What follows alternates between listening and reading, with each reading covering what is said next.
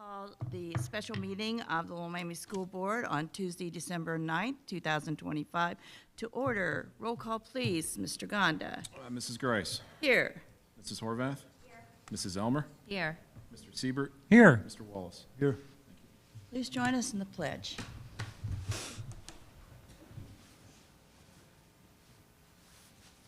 I pledge allegiance to the flag of the United States of America and to the republic for which it stands, one nation, under God, indivisible, with liberty and justice for all.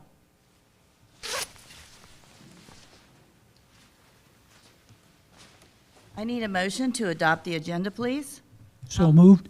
I'll second. All right, Mr. Siebert, Mrs. Elmer. Roll call, please. Mrs. Grice. Yes. Mrs. Horvath. Yes. Mrs. Elmer. Yes. Mr. Siebert. Yes. Mr. Wallace. Yes. Superintendent's reports and recommendations. Yes, I ask for the board's approval of all items under personnel. Motion, please. I'll move. Horvath. Second. Mr. Wallace. Discussion. Yes, this is typical hiring through December, people leaving, people coming, but I did want you to note that Terry is filling his accounts payable position, so he will be pleased. Got one more to fill. Very good. Any comments or? Just a quick question. I'm sorry, I should have asked you before the meeting. The effective dates Yep. on the employment, have they worked before, or before we approving them, have they been working? Sometimes they do. But tonight you'll see that like Lynette's effective date is 1/5.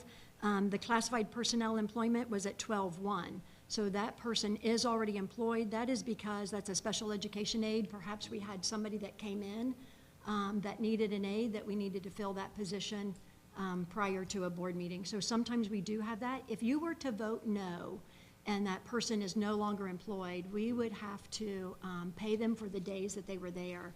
But until you make the decision, that's when it becomes final. I don't pay anyone till. What if they get hurt? What if they get hurt on the job? They are still our employee as far as that is concerned, as far as the legality of during that time. Julie Rojas, is that a typo or is that right? From September the 1st, she's been working at our school? Julia Rojas is an employee of our school, but she is working as a substitute as well in a position. That was, I saw that and I was like, oof, makes sense. All right, thank you. Anything else? Roll call, please. Mrs. Horvath. Yes. Mrs. Elmer. Yes. Mr. Siebert. Yes. Mr. Wallace. Mrs. Grice. Yes. Thank you. Next, I would like to do a presentation on our program plan. You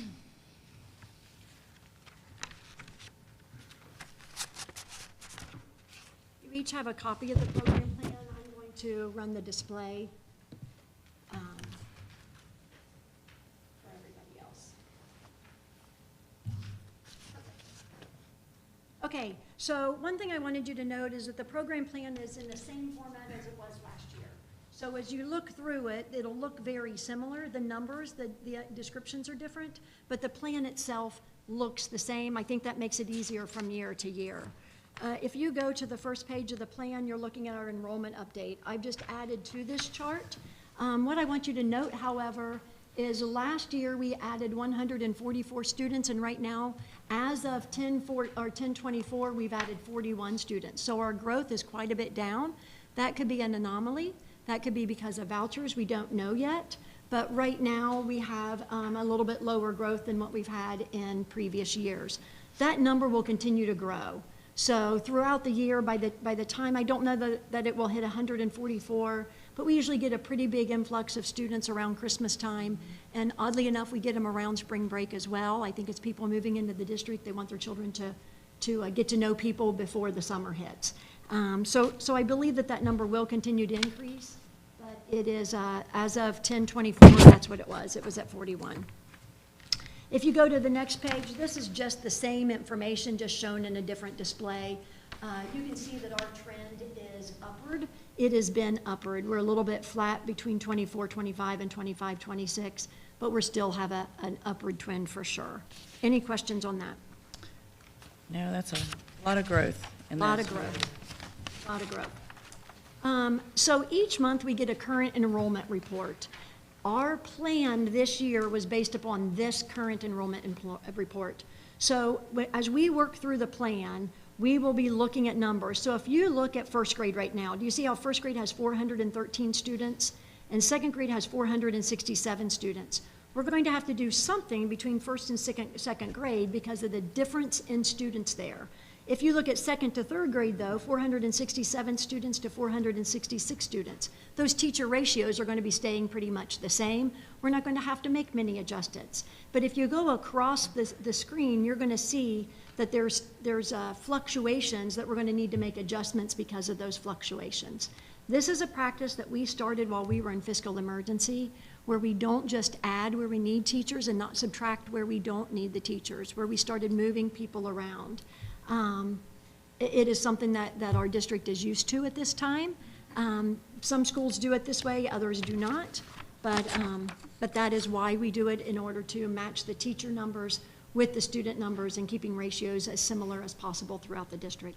That fourth grade is humongous. Fourth grade is our biggest class. It's going to be our first 500. So let's go to by the numbers at the Early Childhood Center. So our Early Childhood Center houses PK, K, and 1. PK and K we do not estimate because we don't have the numbers coming in, so that will be in the future.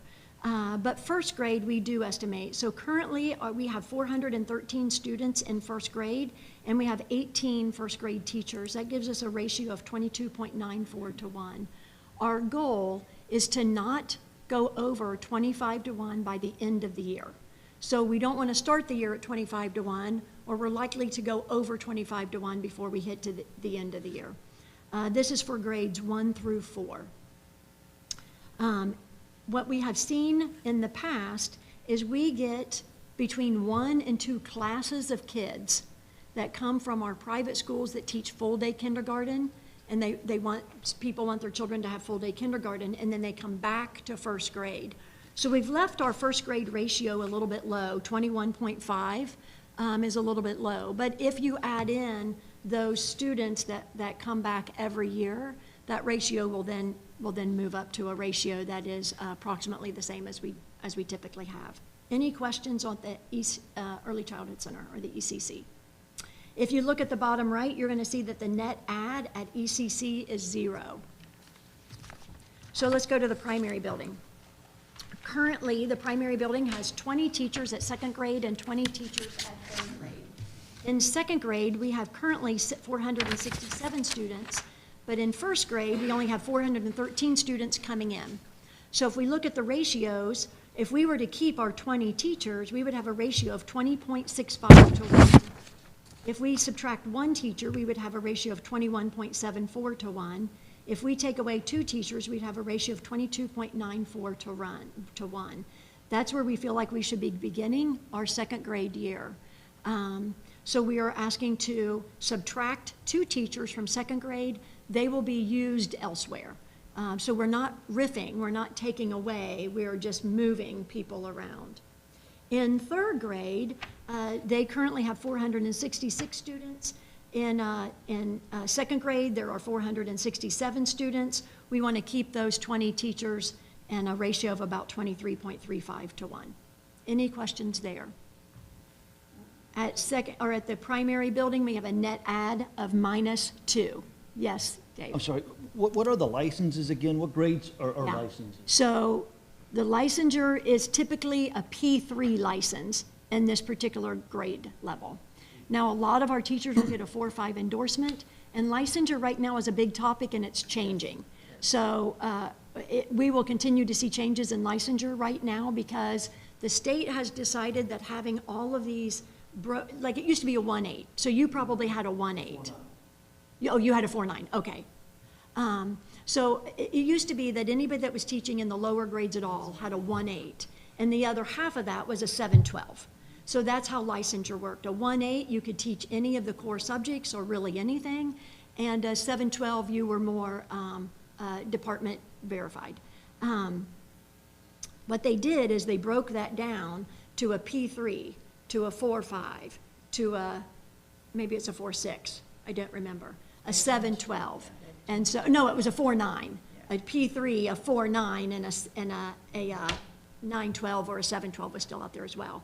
But what that has done is they feel like it's become more expensive because people get pigeonholed into smaller areas, which is harder for districts. So they're widening that licensure back up. We're not all the way there yet. I think there's still more work to be done. Most of these teachers at the 2-3 building have a PK3 licensure. Not all of them. There's still some 1.8s out there. There's some P3s with the 4.5 endorsement out there. So we've got some different licensure out there still. So the two teachers that we're going to be, that's going to be the -2. It's two. Mhm. If they're P3 licensed, Mhm. then where are we going to move them to? So what that looks like, there's some different pieces that are in play with that. So in our CBA, in our collective bargaining agreement, we have a statement that says that if you're hired after July 15th, that you have to reapply for your job. The reason that that statement is in there has nothing about the July 15th hire. It has everything to do with current union members have the right to apply for all positions. As a district, we have to cut off at some point in time having an internal person apply for an internal position. Because what happens is it just becomes this revolving door. We never get anybody hired because we're continuing to hire from within, which leaves another position open. So our agreement states, we specify that after July 15th, that we don't move internal people because it's too close to the start of the school. We need to fill positions, not just move positions and continue to have the process of a 2-week posting and then an interview process and then fill that with somebody else internally, and then we have to post their position, and we run out of time to fill positions at the end of the year. So why are we in a hurry to get this through if we're not even putting these jobs out to the street until the 15th? That's just July 15th, people. We hire clear back here in February for these positions. So a person that works in the district right now who is hired after July 15th, we've specified that internal people cannot apply for that job because we can't have that rotation going. So we're hiring somebody from outside. That person has to rehire, re-interview for their position, and any internal person that wanted to interview for that position gets interviewed as well. We're just talking about a small group of people that were hired after July 15th. We have maybe 5 teachers, not including special education teachers, that are in that group. So it's a small group. Does that make sense? It does, I understand it, thank you. So on top of that, when we're moving people, also in our collective bargaining agreement, it says that if you're in your first 3 years of your career teaching, you cannot be moved involuntarily. So what that does is it allows people to get a good foundation in their teaching before they get moved to another grade level. So if I'm a first-year teacher and I'm in first grade, and then at the end of first grade, you move me to a 3rd grade class, and then at the end of 3rd grade, you move me to a 2nd grade class, Diane, as a principal, you can see that doesn't give any teacher the ability to really hone in on that skill in one before they're continually learning an entire new curriculum and standards again.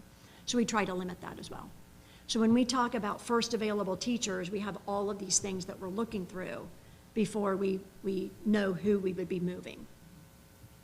Does that make sense in a convoluted way? Yeah, it does. I think it's a good thing. It is a good thing. Okay, so right now we're at a -2. So let's go to the elementary school. So in grade 4, we have currently 490 students, where we have 460 students coming in, 66 students coming in. We're looking at a -1. Now, if you think, we could have a -2, but that puts us at 24.53, with 25 as our max. It's too close to the max. So that's where the -1 comes in there. At 5th grade, we currently have 429 students. We're gaining 490 students. So that is where we need to add 2 teachers in order to get to, oops, I'm sorry, I didn't change the slide on the front. So that's where we need to get to 2 teachers. Now, the difference with 5th grade is their max is 27-1. So their max is a little bit higher than the 1st grade through 4th grade max. So we're at 25.79-1 with adding 2 teachers. Their max is 27 to 1, so that matches for us. So we have a +1 at the elementary school at this point. At the middle school, in sixth grade, we currently have 460 students. We have 429 students coming in. So again, at sixth grade, 6th through 12th grade has a 30 to 1 ratio. So at sixth grade, we can do a -2 of teachers, and we're at a 28.6 ratio there. At sixth grade, at 7th and 8th grade, it's a little bit different. We have a 30 to 1 ratio, but you're going to see at 7th grade, we have a 30.67 ratio of students. The difference is they work in teams. So you can't just add one teacher and make a difference in 7th and 8th grade because they work in teams. You had a team of teachers in order to make that difference. And so right now we're standing firm at the 7th and 8th grade because of working in teams and the fluctuation in numbers because of schedules. And we can always add as it goes on, right? Well, Not Bobby, in yes, seventh. and we will. I mean, these ratios, when we're getting tight to any ratio, if we have a lot of movement in that grade level throughout this year and over the summer, it will come back and we'll say we need another teacher. But what that does is it doesn't give us an additional teacher that we don't really need until we do. The longer we wait to hire those people, the less selection that we have.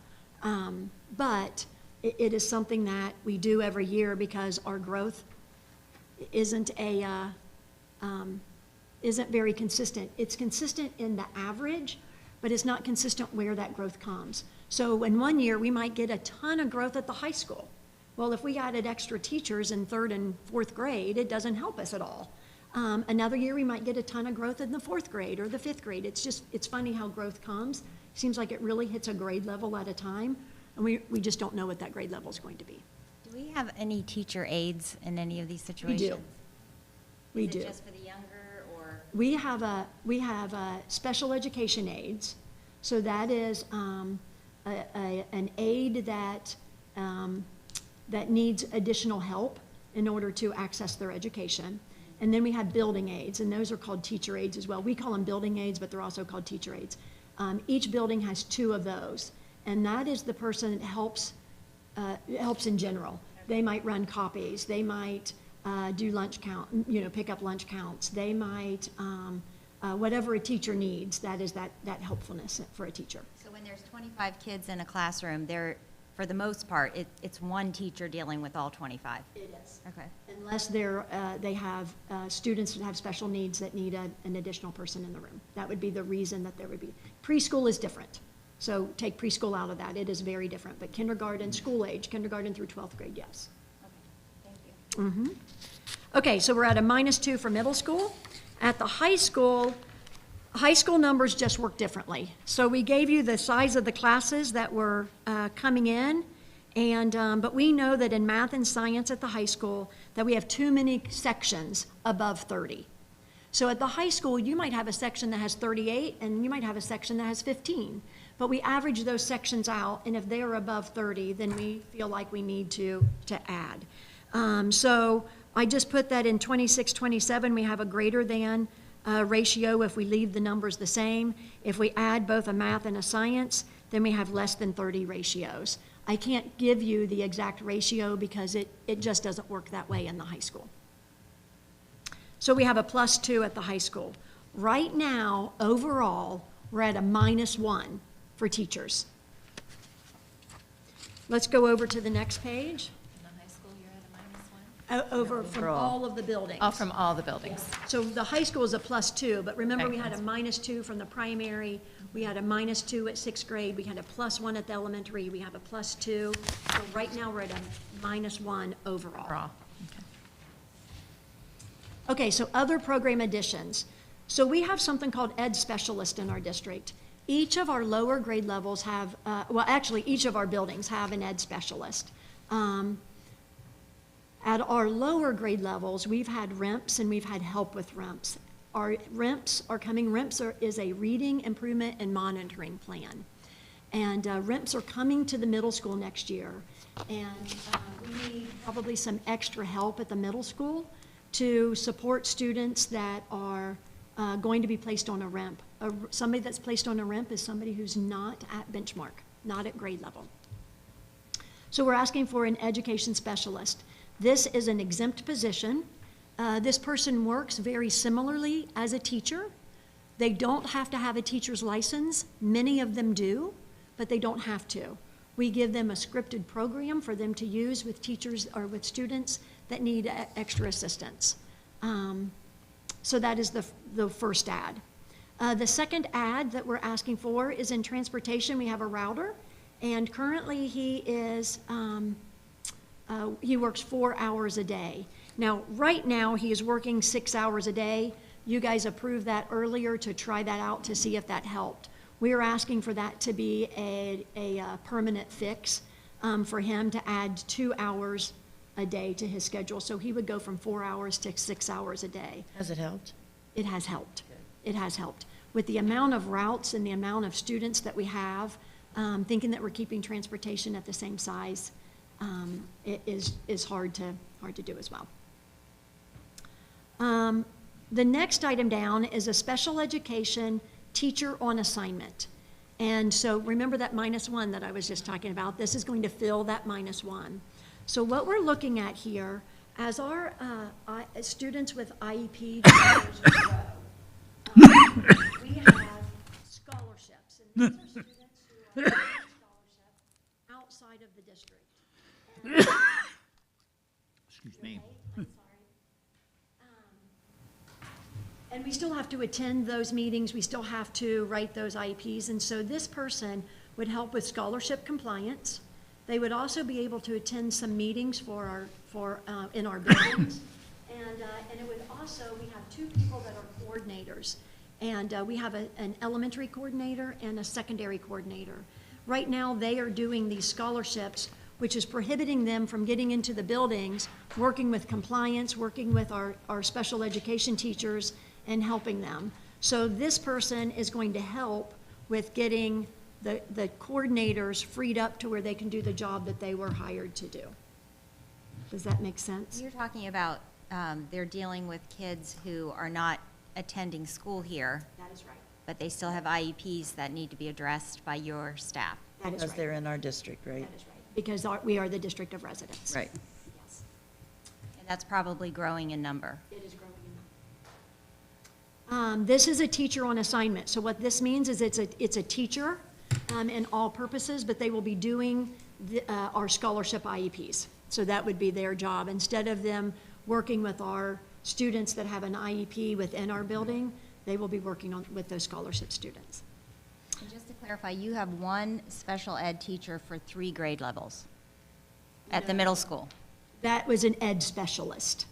So an education specialist is not a certified. We probably Oh, have. dealing with the RIMPs. Yes. Okay. Yes, yeah. We have typically about 3 special education teachers per grade level. Oh, okay, I was gonna say. So it's, no, way more than that, yes. Okay. The last person that we need is a kitchen staff. So again, as we grow in numbers of students, we need help in the kitchen staff area as well. The nice thing about this position is that our kitchen account is different than the general fund account. And so they are self-sustaining. So the food service account would be paying for this particular position. It doesn't come out of the general fund. So although it's in our count of net program ads of 2.2, it is not out of the general fund. The reason that special education teacher on assignment is not added is because that's a position that we already have. It's not an ad, it's already in the positions that we currently have. Do you know how unusual it is for food service to be able to support itself? Most schools, they have to come out of the general fund, and this is amazing that our school does this so well. So they operate completely independently on their own? Yes. Yeah, it's a separate fund. It's Fund 006. It's set up as what they call an enterprise fund, so it's run like an actual business, so revenue has to cover all its expenses. And yeah, ours has done well for, Quite a few years. the last decade plus, easy. It does very well. But again, most schools don't do this. No, there used to be, you'd have to transfer money out of your general operating fund to support food service. but So luckily we haven't kudos had to do that. them. Little Miami has Absolutely. done a really nice job of this for many years. Mhm. That's a positive. Okay, so the program summary. So I added in program summaries from previous years, but our program summary for certified staff this year is a 0. Now, I can tell you that I don't think it will remain a 0. I mean, I'm just being honest. I know, sorry, Terry. As we I like these continue to numbers. grow, and if we continue to get students over the summer that we typically get, I'm going to be sending you an email and say, we've hit the ratio at whatever grade level, and I'm asking for a new, whatever the grade level is. Sometimes that happens in the spring before we ever even get to the summer. Sometimes that doesn't happen until the summer, and sometimes it doesn't happen at all. So I can't guarantee it, but my guess is, if it's based upon previous years, that we're going to have an add someplace because of student enrollment growth. Our classified staff, we are asking for 1 additional classified staff. That is that food service person that is not paid through our general funds. Under exempt, we're asking for 1.2. That is the education specialist at this middle school to help with REMPs. And the 0.2 is the 2 hours additional time for the router. So we're looking at 2.2 total increase. One thing that I do want you to note is that our HR department has not reviewed their department yet. We did not feel like it was fair to ask Mr. Malone to come in and in his first 2 months of work to start evaluating his department to see what is needed for next year. So we'll do that evaluation more toward the end of the year or even the beginning of next year. And so I might be bringing something there. I don't know that yet. I might not. But that is not in this plan at all. The items that are not right now items. So these are all items that we could build a case for to add right now. We have some questionable laws. Not questionable as far as, but questionable as far as what we are going to, how it's going to affect Little Miami. So our property tax laws that are out there, we're not exactly sure what our funding is going to look like. And so from my perspective, I feel like to stay as flat right now as we can is a positive. And then as we see what is going on and as we build data on these particular positions, they might be needed, but it would be in next year's plan. So this is not something, the only one that would be, that might be needed now would be that PK aid. If numbers present that we need an additional PK aid, that'll come. That's a legal piece. We don't think that adding it now before those numbers come is wise. A primary counselor, an ed specialist at the elementary school. Our elementary school had some state funding that was provided to them, and they had an additional ed specialist. When that state funding went away, so did the ed specialist. They saw the benefit of that and would like that back. We're asking them to collect that data for us before they put it on next time. That student coordinator is still coming back around. The 4 case managers. So when we talk about that teacher on assignment, we had 4 buildings who really wanted a case manager to manage IEPs in a building and help with that. From a district perspective, we didn't feel like we could add 4 additional people right now into that position. So that's where that teacher on assignment came from, to free up people that are in the building so that they can help with this particular need that they have. It's not a fix for them, but it is a move in the right direction for them. A secondary curriculum director, that has been on here for a while. We do need that. A K-3 math coach, that's something that we believe that MEMPs are coming our way. That is a math improvement plan. And so when they come, we feel like that this K-3 math coach is going to be more necessary. And then the Panther Success Academy that we have at the high school, the middle school would like to have that same model in their building. So those are items that you're likely to see next year on it as well, and perhaps have the data at that point that signifies that we'll ask for them to be. So the answers around the property tax law, when we get them, is completely unknown, or is any idea about that? Actually, I sent you some light reading for tonight in an email earlier. Well, But, thank you. Right now, there's 4 bills that were passed by the House and the Senate. House Bill 186, 129, 305, and 335. The LSC, the Legislative Service Commission, which is out of Columbus, they put together some projections for how 2 of the bills would affect districts across the state, 186 and 129, which ironically, and you'll see this in your email and your information, they contradict each other with what credits are for homestead and rollback and so on. So I don't know how legislation is going to say what supersedes what. But they're estimating beginning in the first half of fiscal year 28, we're going to see a reduction of about 3.2 million. With that being said, I know it's not a good number. I think it's going to be bigger than that. I'm just saying. But that's just based on those 2 things. There's House Bill 309 and 335. 309 is actually gives the County Budget Commission the authority to lower your tax rates if they want to, if they think you have too much money or more than you need. So I don't know how you put a number on that, to be honest. And then 335 talks about inside millage, and that's not only going to hit us in the general fund, because we have 1.6 mills in the general fund, but our permanent improvement fund is actually considered inside millage. Also, it has 3 mills, so that's going to be limited to what they call the GDP deflator, which is, we'll call it inflation for fun, but it's a calculation that's done every year, and it's around, on average, 8% or so. So say, for instance, what does that mean? If say your property valuations went up, and this is controlled, increases. Say your property valuations went up 20%, but the GDP deflator was 8%, you can only go up 8%, so you're going to lose 12% of that growth, essentially. You never got it, but you just wouldn't gain it because you didn't have that increase. And this has to do with the 20 mil floor when there's increasing and so on. So there's, and I know it sounds crazy, but there's a whole bunch of stuff out there right now that's Crazy. Columbus. No one, and I hate to say this, but no one really knows where we're going to fall right now. You could call any district you want and say, how much money do you think you're going to have in a couple of years based on property tax? They're all going to shake their head and go, we're not sure right now. 15 years is my 15th year of being the treasurer, and this is the most crazy I've ever seen it when I can't predict what's going to happen a few years down the road. So one hand, that's bad. 2, hopefully they figure it out. But yeah, right now, we got to go with current law. All those House bills have been passed by the House and Senate. From what I've heard, though, they've not been sent to the governor yet for his signature. I thought they were laying on his desk. Well, that's what I was told too, but I found out just recently that they said that no, they haven't been sent for some reason. I don't know why.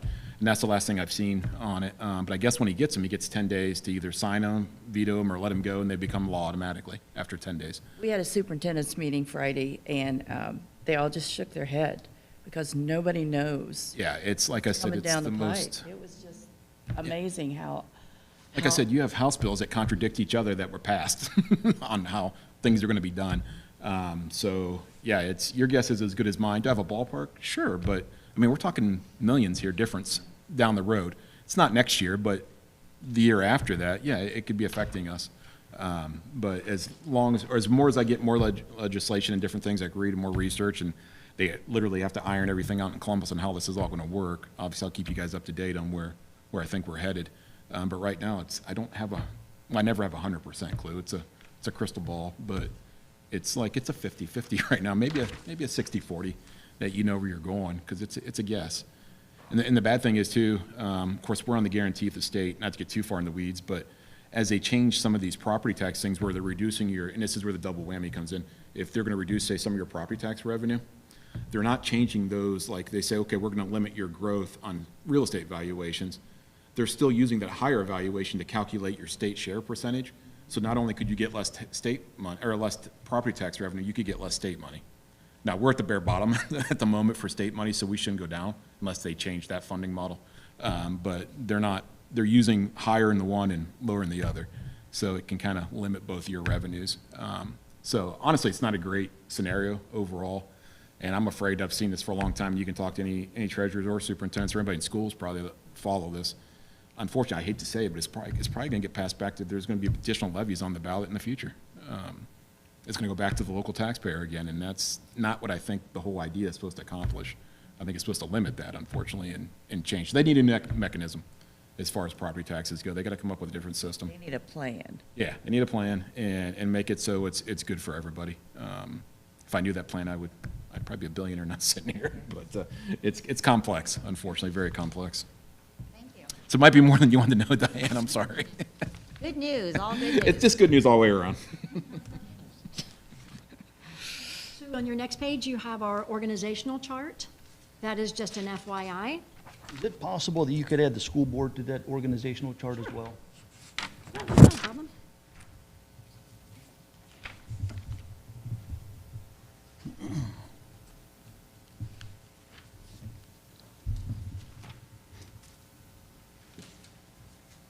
And then the last slide is a slide that you see every year, but it talks about why we hire early. And I think it is really important that we do hire early.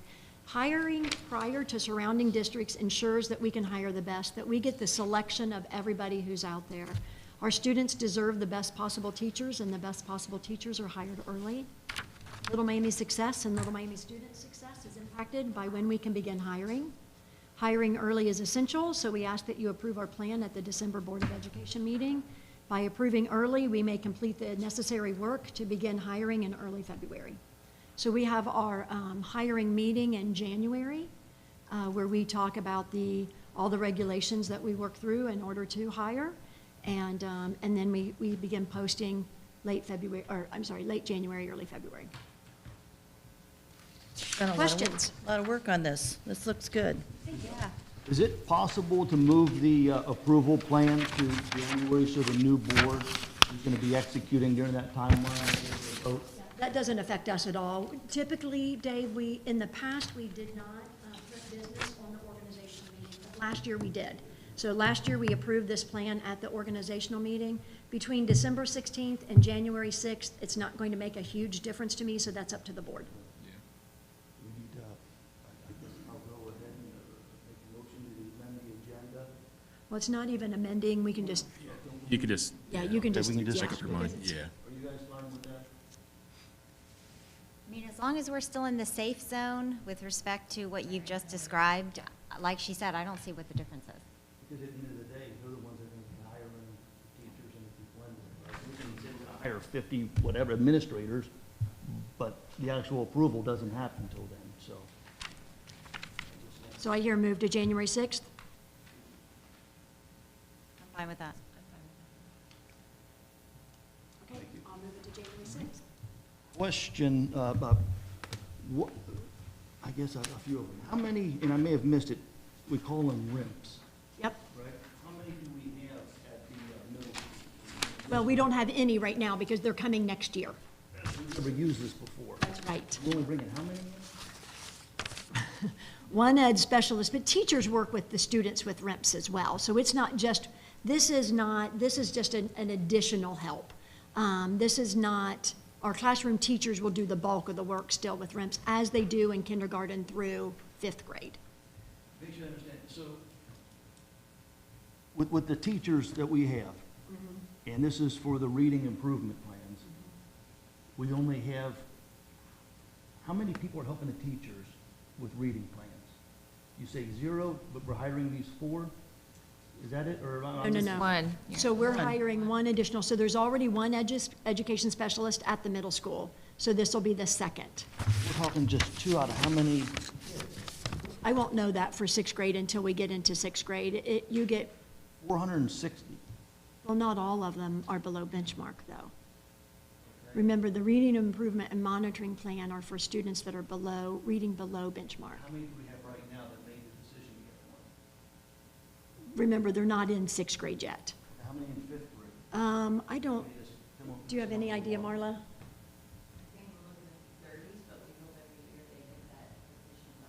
Yeah.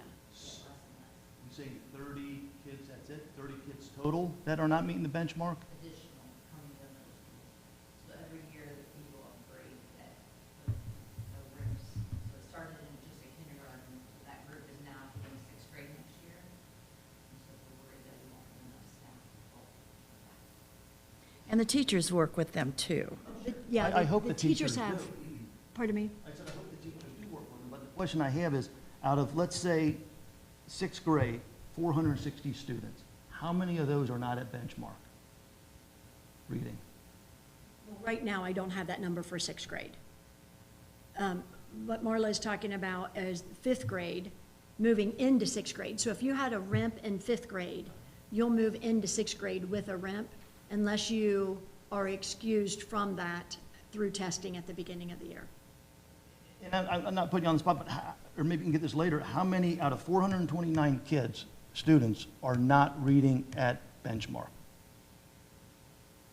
At that grade level, we don't necessarily do the testing that we do in younger grades, so we're looking at about 18% that aren't proficient.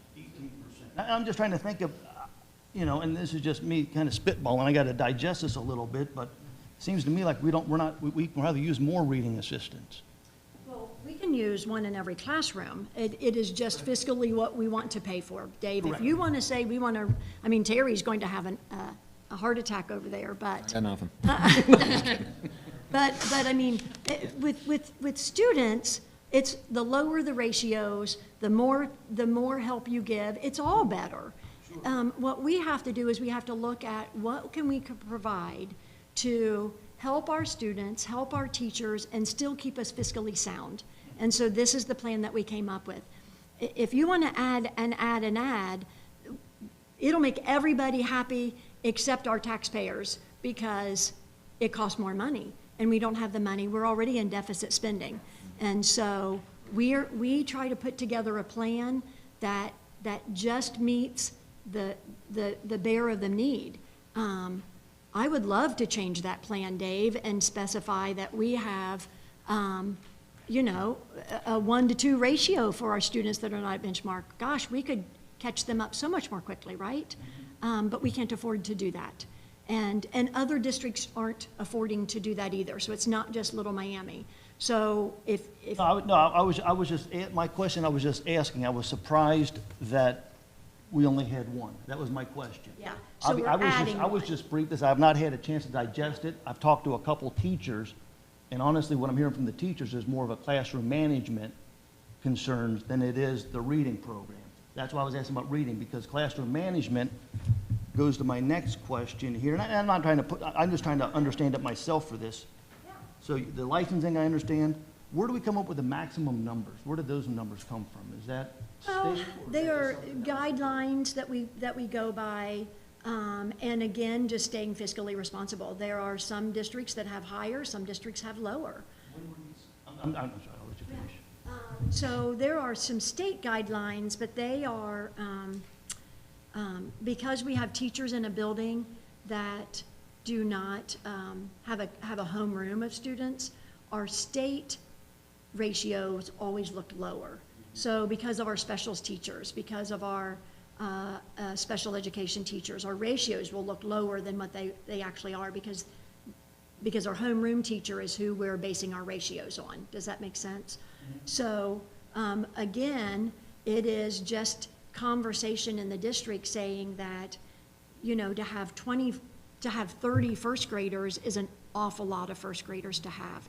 To have 20 first graders would be great. Again, it is, you lower your ratios, we need more buildings, we need more teachers, we need more specials, we need more everything. And so again, it's that line of what is fiscally responsible and matches with educationally acceptable. And so that's where we've married those two.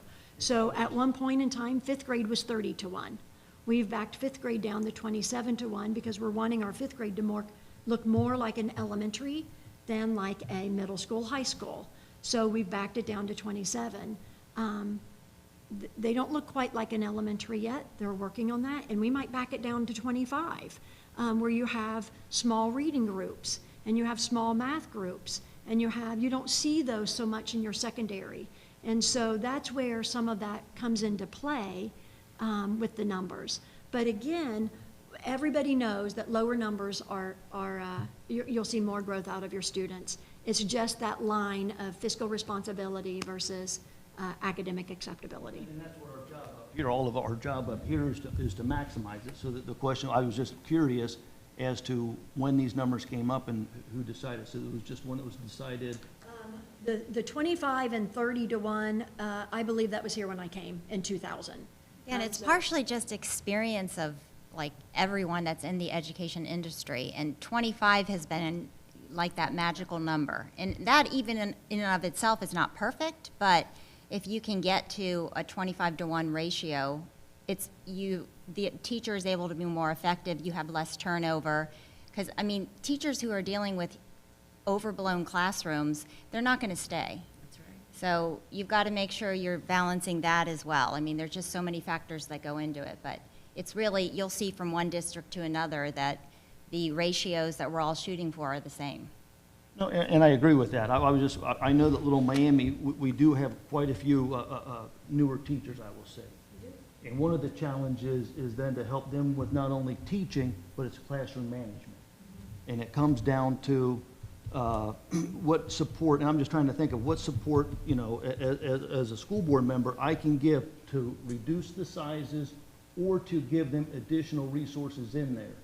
And, you know, we're not going to solve it today right here, but one of the thoughts would be possibly teachers are too expensive, but certainly classroom aides, I imagine you can probably get probably double, right? Yes, absolutely. And maybe we try to, or I don't want to say experiment, we want to, what do we use? Not the word experiment, we like to, there you go, pilot, that's the word. We want to pilot maybe a couple classes with these aides and just see how that helps. Because, you know, being a teacher myself, I can tell you my biggest challenge was not curriculum, it was the classroom management was the aspect. All the So we- teachers, all the younger teachers have mentors too, which help them. So we also have, it's called PACS, and it's a classroom, kind of a classroom management system. We have somebody that trains our teachers on PACS. Well, we get them trained, and then we have somebody in-house that helps them through that so that they can have better classroom management. We also have BCBAs, which is a board-certified behavior analyst. We have behavior interventionists that will go into classrooms and help our teachers. We also, that is a job of an administrator as well. When you go into a classroom, especially a young teacher's classroom, well, any classroom, not just, but, and you see classroom management concerns, that's often where you will pair them with somebody who is, excels at classroom management, or you will go in and work through that with those teachers to help with classroom management. Classroom management is huge, and I will tell you, Absolutely. when I was a principal, you could always tell the people who put everything else aside at the beginning of the year and only worked on classroom management, and they were behind sometimes on getting some things started at the beginning of the year. But by middle of the year and end of the year, they were ahead because they spent so much time focusing on classroom management at the beginning of the year that it bought them time in the end. So classroom management is a huge piece. Sometimes we see that extra people in a room doesn't necessarily help. Sometimes it helps a great amount. So it depends on that team and the chemistry between the people, right? And so I would say that we could certainly pilot that. We have special education aides in classrooms that oftentimes they do help it with, you know, as an extra hand because they don't need to be glued always. Sometimes they are, but they don't need to be so glued to that person. So we kind of have that in some of our classrooms, but they are needier classrooms in general. This was just discussion. Like I said, this is the first time I've seen the plan. I'm just kind of seeing what options or everything out there, whether it makes sense or not. And I just kind of wanted to get your input. I assume that's what this purpose of this meeting is here. And then we talked about the RIMS grades. What's the turnover rate of the teachers moving? That's my only concern is a teacher wanting to get moved. That's my only fear is forcing someone to say, hey, Yeah. we got the shortest day. Yeah, they did. What we do is we put out, actually Mike just put it out last week, where we ask people if they want to move. So that might help, right? Right now we have 3 people that will move. To be honest, by the end of the year, I'm guessing that none of the 3 have to move. Now that, again, that's a guess, but because we have people who leave because their husband was transferred, or they want to stay home with their children, or they want to. So there's a good chance that nobody will have to move in the end because of just natural attrition. But we do have, again, we put this into our CBA, so it's not those first 3 years of your teaching career, that those are not the people who have to move. That it's somebody who's a little more grounded in their career that then can take on the challenge of a new grade level. I think there's a positive to that. I think as somebody that's taught in a certain grade level for so many years, they get in a rut. So if they change they change grade levels, it's a fresh start again, because I know it really helped me. I moved different levels, and it kept me fresh. It kept me, I learned new things. So I think there's a positive to that.